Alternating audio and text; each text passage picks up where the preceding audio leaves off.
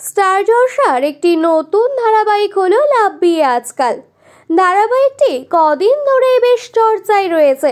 পর্দার ওম আর শ্রাবণ অর্থাৎ ওম সাহানি আর বর্তমান শ্রাবণ তৃণা সাহা দর্শক মনে জায়গা করে নিয়েছেন। এত জনপ্রিয়তার পিছনে রয়েছে ধারাবাহিকটির কাহিনী।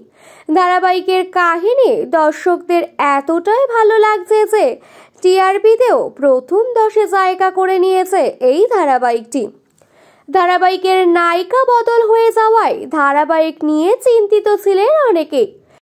কি হবে ধারাবাহিকের? এত ভালো যে ধারাবাহিক টিআরপি দিচ্ছে তার ভাগ্যেই এমন। এসব ভয় জড়তা কাটিয়ে ধারাবাহিকে এসেছে নতুন নায়িকা তৃণা সাহা।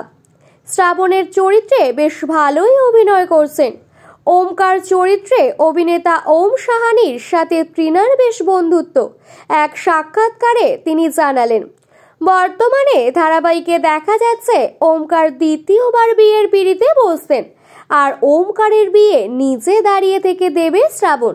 এদিকে আবার ওমকার চায় না শ্রাবণ অন্য কারোর সাথে ঘর বাঁধুক।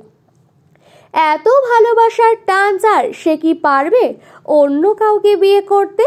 তার জন্য চোখ রাখতে হবে সোমবারের এপিসোডে। এই তো গেল ধারাবাহিকের সম্পর্ক। বাস্তবে কেমন ওম আর তৃণা? ওম তৃণার পুরনো বন্ধু, আর সেই কারণে ওমের সাথে তৃণার পর্দার রসায়ন জমতে বেশি সময় লাগেনি। এই প্রসঙ্গে তৃণা জানিয়েছেন, ওম আমার পুরনো বন্ধু, আর তাই আমাদের মধ্যে বেশ ভালোই বোঝাপড়া রয়েছে।